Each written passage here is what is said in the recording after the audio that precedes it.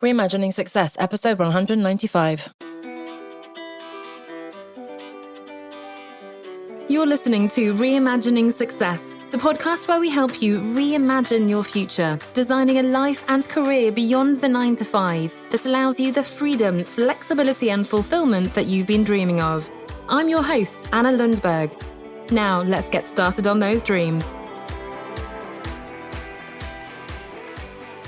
Hey, we are back for another episode and we are looking at work-life integration. Specifically, I want to tell you about a metaphor which I use more and more with my clients and in workshops. And if you haven't come across it, I believe it will be a bit of a game changer for you. Unfortunately, it's not my own concept, but I've certainly borrowed it and will continue to do so. Now, in finding the source of this, I've come across a detailed speech. It's always a commencement speech, isn't it, in America? Why don't we have these in the UK? Although, as a little quick aside, Bear Grylls came and spoke at my school when I graduated, but that was an American school as well, by the by, in 2000. So the topic or the context for this quote that I want to share with you, and the concept, the visual, the metaphor, is the idea of juggling balls. And it's such a cliche. And I've had colleagues and clients in the past, in particular mothers and business owners and so on, who want to capture some element of this, right? That we want to have it all. It's this octopus. I think I had one friend who was trying to sort of come up with a brand name around the many arms and so on. And there's certainly this idea of the ball. So we're juggling balls. We're going to drop them. We can't drop the ball, right? That's the really key message that we always get. We've got to keep them up. And that's really stressful. We're actually the circus artist who's trying to perform, and inevitably things are going to go horribly wrong, especially for me because I still haven't learned to juggle, even though it's on my bucket list, literally. So the more nuanced development of this metaphor of juggling balls comes from Brian G. Dyson, who was Coca-Cola's CEO. And this is from a 1991 commencement speech at Georgia Tech, their 172nd commencement speech. And I found the original article. Now, before going into the particular reference about the balls, which is at the end of his speech, I came across the beginning where he's talking about pretty much redefining success. He's talking about the secret formula for success. And importantly, very much reiterating what I always say, which is that the first step, first ingredient has to be your vision, what you want to be. And as he says very beautifully, we all live under the same sky, but we do not have the same horizon. A vision is different from short-term goals that characterize a young life. These are often set for you by teachers, parents, advisors, and they've influenced you. And it's great to take advice, he's saying, but ultimately now, because he's speaking to these graduates, you're going to shape your own destiny. You need a larger vision, and that's something perhaps we've lost sight of as adults, as professionals. And so that vision is the really first important piece. Now, coming back to the specific part of the speech that I want to draw your attention to, let me find it in the final paragraph here. Here's what he says. He actually talks about bringing balance into your lives in a dynamic society like America. Bear in mind, this is 91, right? So it's 30 years ago, which is crazy to me anyway. It's in black and white, in fact. But he talks about balance. Of course, I prefer the term work-life integration, but nonetheless, the gist of it is the same. So he says the following, and this is a direct quote from Brian Dyson. Imagine life as a game in which you're juggling some 5 balls in the air. You name them: work, family, health, friends, and spirit, and you're keeping all of these in the air. You will soon understand that work is a rubber ball. If you drop it, it will bounce back. But the other 4 balls, family, health, friends, and spirit, are made of glass. If you drop one of these, they will be irrevocably scuffed, marked, nicked, damaged, or even shattered. They will never be the same. You must understand that and strive for balance in your life. This, for me, is the promised game changer, which is easier said, easier understood and listened to than done and implemented, right? Now, he labels these 5 balls: work, family, health, friends, and spirit. I'm reminded of my own 5 L's that you will be familiar with if you've been part of my community for a while. Live, love, learn, lead, laugh, which is live, health and well-being, love, relationships and belonging. So not just romantic relationships, but family and community and friendships. Learn, which is your personal development and growth. Lead, your career and impact. And laugh, which is your fun and all that other good stuff, which is what makes life worth living. So for me, those 5 balls could be your 5 L's.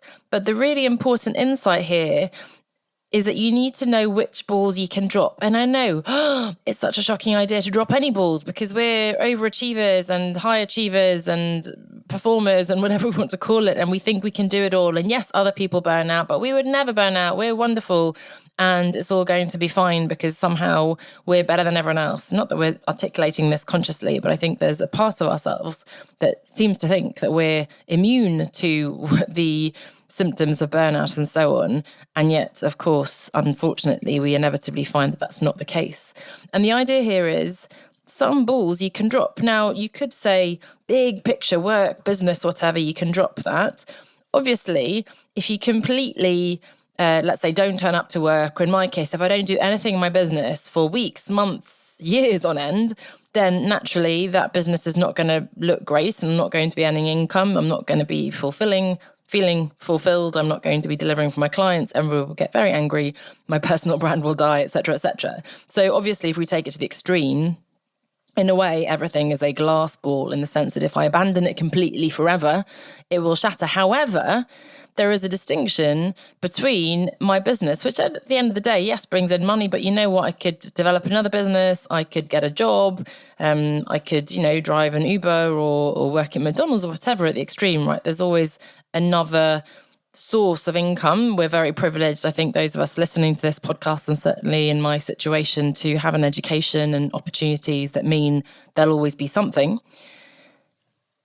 And yet, if you completely disregard your children, especially young ones, your health, your relationship with your partner, parents, siblings, whatever, pets, by the way, certainly living beings in particular, if you neglect those and also your own personal health and well-being, mental, physical, emotional, spiritual, if you want to call it that, and in fact, Brian Dyson had the spirit there as one of the 5 balls, then I tend to go for the shattering into a million pieces, but as Brian Dyson says, they could also be scuffed, marked, nicked, permanently scarred. Your relationship with your partner will never be the same. Your children will feel hurt and neglected, perhaps. If you miss every single, and I'm oversimplifying, but every single, performance of their dance or recitals or football games, whatever, I haven't quite got to that stage yet, so it doesn't come so naturally to me, but those kinds of things, if you're never home to put them to bed in the night and read a story, if you never do any of those things, you're not, that damage is irrevocable, that damage is permanent. At the extreme, we could be scarring them for life, but even without the extreme picture of scarring, we're not talking about trauma here, hopefully. We're talking about even just damaging that relationship, not being as close as you want to, and so on. With your partner, again, if you're constantly working late, you're on your phone the whole time, you're never giving any attention to their needs and quality time together and so on, then that relationship is going to be damaged, ultimately perhaps leading to affairs and breakups, right, if we take it to the extreme. Again, within my business, if I stop doing reels, Instagram posts, whatever, which I sometimes do, even if, again, shock horror, I didn't put out a podcast episode, which so far I don't think I've ever done. There was one day a few weeks ago when we were a little bit late on the Monday, but we did get it out. The world won't end. I can pick that up again. I can do an extra episode. It's a good problem if 100 people came to me and said, oh my goodness, I missed your podcast episode. As an aside, I listen to Parenting Hell, which is a very funny podcast with Josh Widdicombe and Rob Beckett, 2 comedians here in the UK. And a couple of times now recently, they've had technical issues and haven't released their episodes. They come out on Tuesdays and Fridays. And I am sadly, eagerly awaiting when they come. So even though we fall asleep to it in the evening, so often I can listen to the same one several times. When it doesn't come, I'm like, there's a new episode on Friday. It didn't come until I think Monday this week. But then we had another one on Tuesday, which was great. It was devastating. And I saw on Instagram that lots of other people had the same thing. Obviously not actually devastating, but that's nice, right? That's a nice problem to have. If people are so eager to hear from you, in my case, if people did say, oh my goodness, where was your podcast episode? That would be a good thing if that happened. Probably wouldn't. You'd probably get on with your lives and not notice, right? So not showing up as much on social media, not doing my expenses right away. Obviously, I need to do kind of the VAT stuff with my accountant every 3 months, and I should stay on top of expenses. But ultimately, it's the end of the quarter, end of the year when that needs doing. And if I just miss a few weeks, then, that's going to be fine too. The key insight: some balls, if you drop them, will be irrevocably scuffed, marked, nicked, damaged, or even shattered. Others will bounce back up. They'll be fine, right?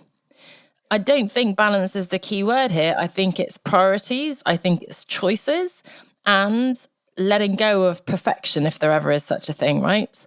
Another image, funnily enough, that I often think of is spinning plates.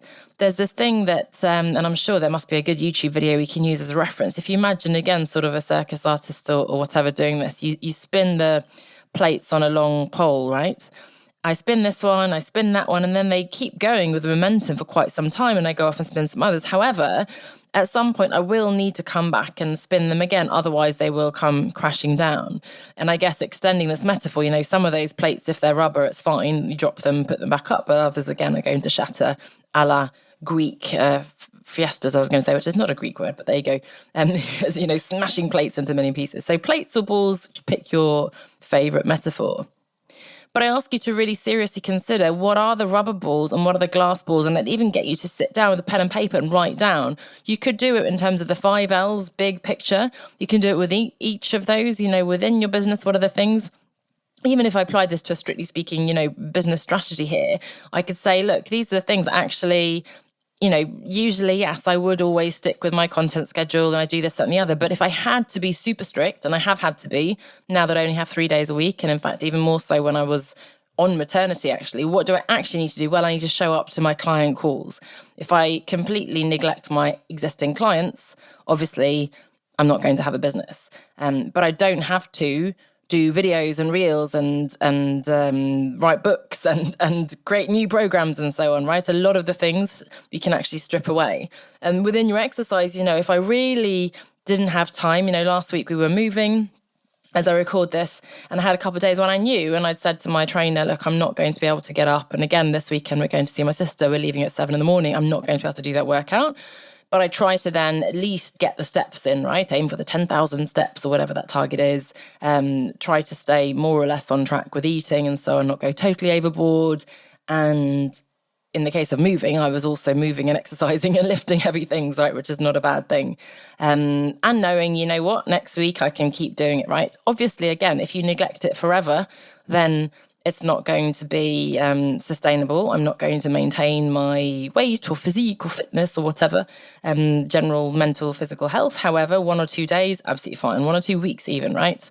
Unfortunately, we lose our fitness much more quickly, I think, than we gain it. But again, I've now got a really solid year foundation of strength workouts and running and so on. I can do slightly shorter runs. I can skip a few things, reshuffle and so on.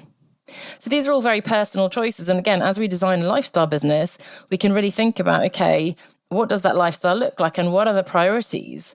What is the big rock? That's another great metaphor, which I've shared before on the podcast from Stephen Covey. You have to put the big rocks in first, and then all the grit and the sand and the little gravel and so on can fall in around it. You can't start with the trivial stuff because there's no space then to force in those big rocks. So again, what are the rubber balls in your life? What are the glass balls? Big picture areas of your life, the 5 L's perhaps.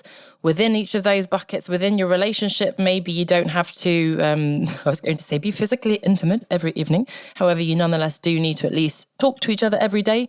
Maybe you at least have one meal, dinner perhaps, breakfast, whatever your schedule looks like when you're actually communicating with each other, not on your phones.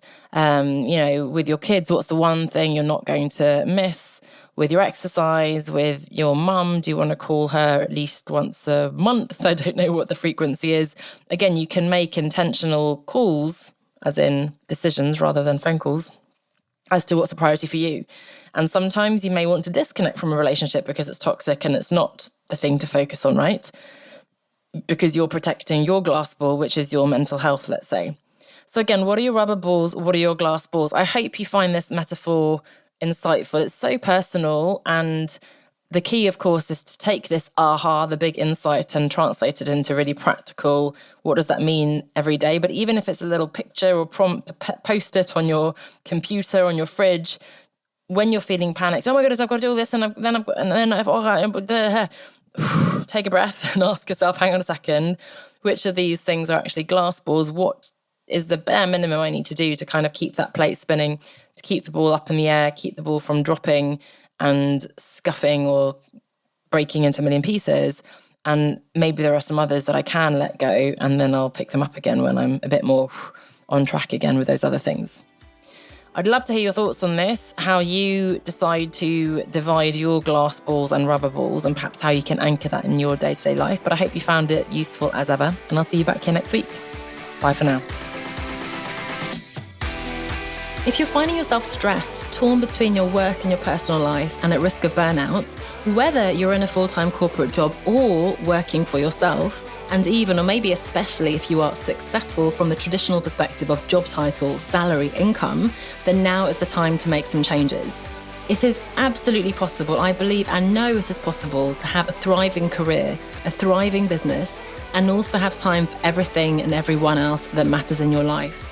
Get in touch to book a free consultation to discuss how we can work together to help you reshape your business, reshape your priorities, so that business, so that your career fits around those priorities in your life, rather than trying to make it work the other way around.